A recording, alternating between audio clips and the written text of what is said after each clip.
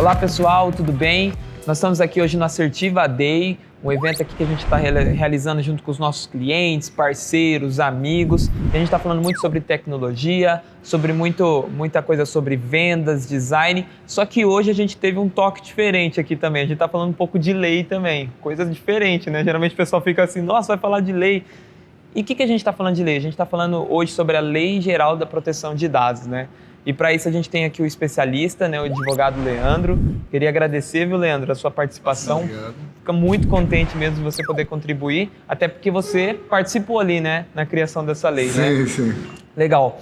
Então, assim, conta pra gente, o que é essa lei? O que é a LGPD? Há uma tendência mundial hoje de se regulamentar tudo que é feito com dados pessoais, né? Antigamente você ouvia dizer que tudo se pode fazer na internet, a internet não tem regra, você coleta dados e faz o que você quer. E, na verdade, isso traz muito prejuízo às pessoas.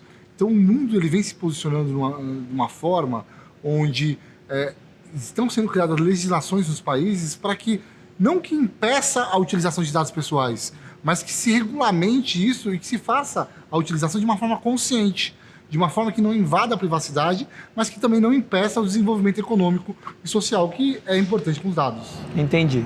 E assim, você participou da criação, certo? Sim. E o que motivou, assim, no nosso contexto brasileiro, a criação dessa lei? Teve alguma coisa que você falou assim, ou foi simplesmente porque é um movimento mundial e a gente tem que fazer isso? Na verdade, assim, o Brasil vinha discutindo a criação de uma lei geral de proteção de dados desde o ano de 2010. E muito como o legislativo brasileiro, muitas coisas começam a discussão e se param com o tempo.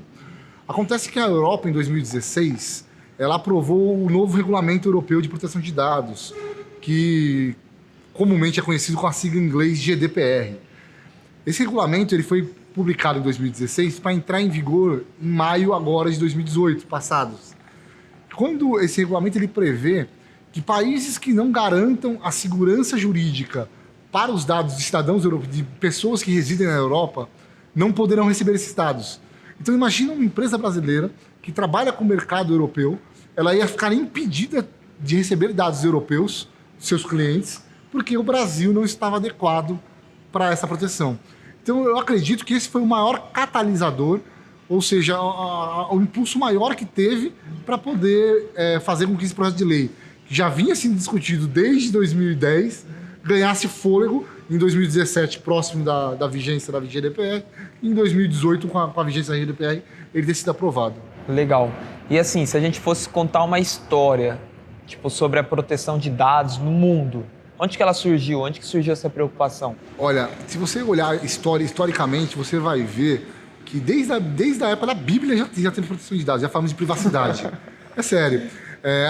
Tem uma frase em inglês que fala que o homem é o dono do seu castelo, na verdade. Isso vem na época do feudalismo, que ele fala que dizia o quê? Olha, a casa da pessoa era um local inviolado, que a pessoa deveria ter a privacidade. E a privacidade ela é muito afeta pelos dados pessoais.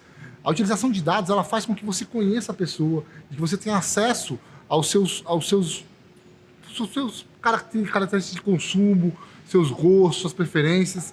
Aí o maior catalisador que eu acho que teve mundial foi após a Segunda Guerra Mundial, onde percebeu-se que o genocídio feito pelo Hitler durante a Alemanha nazista foi muito possibilitado em decorrência de um censo que a Alemanha havia feito, e nesse censo ele trouxe quem eram os judeus.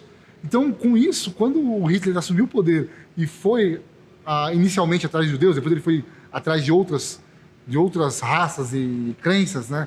Ciganos, ele pôde identificar quem era seu alvo. Então, mas será que era interesse do Estado?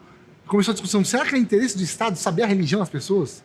O que isso é importante para o Estado? E começou a se discutir, inicialmente, que informações o Estado poderia ter das pessoas, e depois, com a evolução tecnológica, a utilização de dados para a economia, o que a economia podia ter de acesso sem que invada demasiadamente a privacidade e a vida íntima que deve ser preservada. Legal. E aí, que tipo assim, vamos pensar agora no contexto das empresas mesmo. Que tipo de empresa você vê mais impactada, assim, que você vê que ela vai ter que ter uma preocupação maior com essa lei? A primeira coisa que tem que se pensar é que todas as empresas de todos os ramos, de todos os segmentos vão ser afetadas. Por quê? Porque toda empresa, querendo ou não, trata dados pessoais. Porque toda empresa tem funcionários. E os dados pessoais dos seus próprios funcionários são dados protegidos pela lei. Então, nós temos que dividir as empresas que vão ter mais preocupação, porque trabalham com mais dados pessoais, que são as empresas que trabalham no negócio B2C, ou que trabalham com dados de consumidores, ou dados massificados, e empresas que trabalham só no negócio B2B, empresa a empresa, e que tem uma quantidade de dados pessoais menor. Mas todas as empresas vão ter que buscar, de alguma forma, adequação. Desde a sapataria, que tem aquela cadernetinha que ele marca as pessoas que ele compra o fiado. Por quê? Porque a lei ela não faz a distinção se o armazenamento de dados ou tratamento é manual ou tecnológico. Então, desde aquela cadernetinha até o maior servidor que armazena dados pessoais são afetos à lei. Legal. E, assim, imagine que toda lei ela tem um período de adaptação, né? De difusão dela.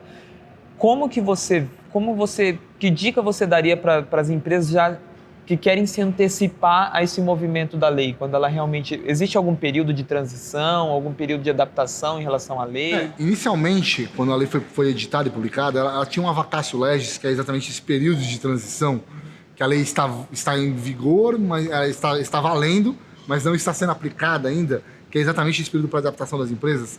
Ela havia uma adaptação dessas empresas de 18 meses. Então, essa lei ela entraria em vigor em fevereiro de 2019. No final do ano passado, no final do governo Michel Temer, do governo Bolsonaro, foi editada uma medida provisória, onde alterou alguns pontos da lei, e um dos pontos que foi alterado foi a vacatio legis da lei, quer dizer, o tempo de vigência dessa lei. E ele foi alterado de fevereiro para agosto de 2019. Ocorre que essa medida provisória está no Congresso e ela está em votação. Ela vai ser votada agora recentemente. O relatório que saiu da medida provisória, ele faz uma avaliação mista. Ele está falando o quê?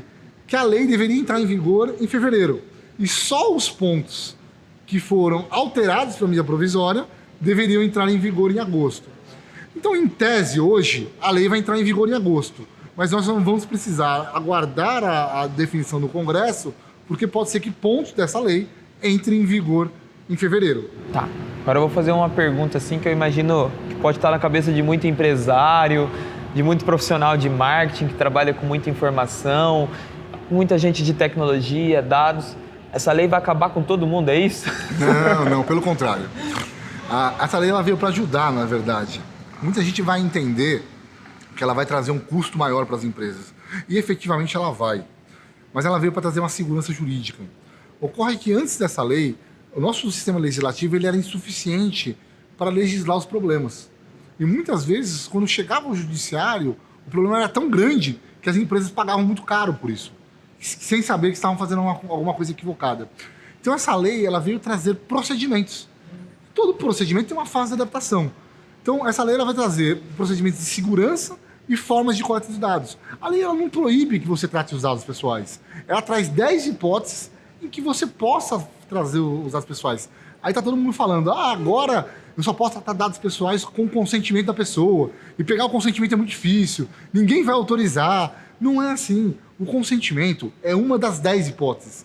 Então, além desse consentimento, nós vamos ter mais 9 hipóteses que nós vamos trabalhar para poder adequar as empresas para trabalhar com os dados pessoais.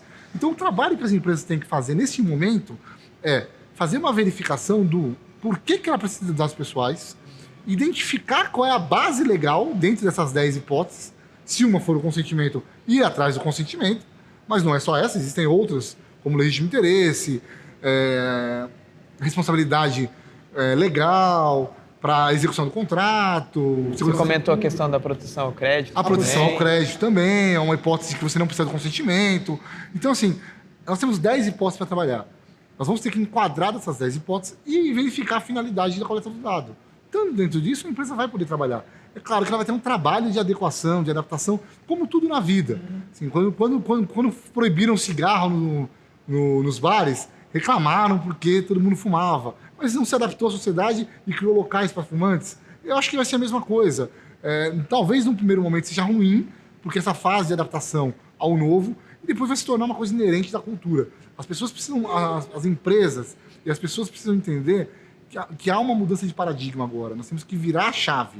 A proteção de dados, ela é um direito de todo mundo. E é um direito das empresas também, que aí elas vão trabalhar com segurança, sem riscos demasiados. Sem abusos, né? Sem abusos. Legal. Muito bom. Agradecer aqui, viu, Leandro? Entrevista excelente. Já deixo o convite para uma próxima conversa nossa aí, para a gente poder falar muito mais, com mais detalhes, né? Porque eu acredito que esse tema ainda merece ser discutido com muito mais, uma riqueza maior de detalhes, né? Que a lei é muito grande. E tem muita novidade vindo por aí ainda, né? Por exemplo, nós temos aí 170 projetos de lei para alterar a LGPD já. Ela nem entrou em vigor ainda e já estão tentando alterar ela, né? Então, eu acho que quando a agência reguladora vier, vai vir uma série de regulamentos e esclarecimentos, que nós temos algumas dúvidas por conta da forma como que foi feita a legislativa, mas eu acho que a lei veio para ajudar. Aí podem contar comigo aí, o que eu puder esclarecer para vocês, eu estou à disposição. Muito obrigado, pessoal. Obrigado.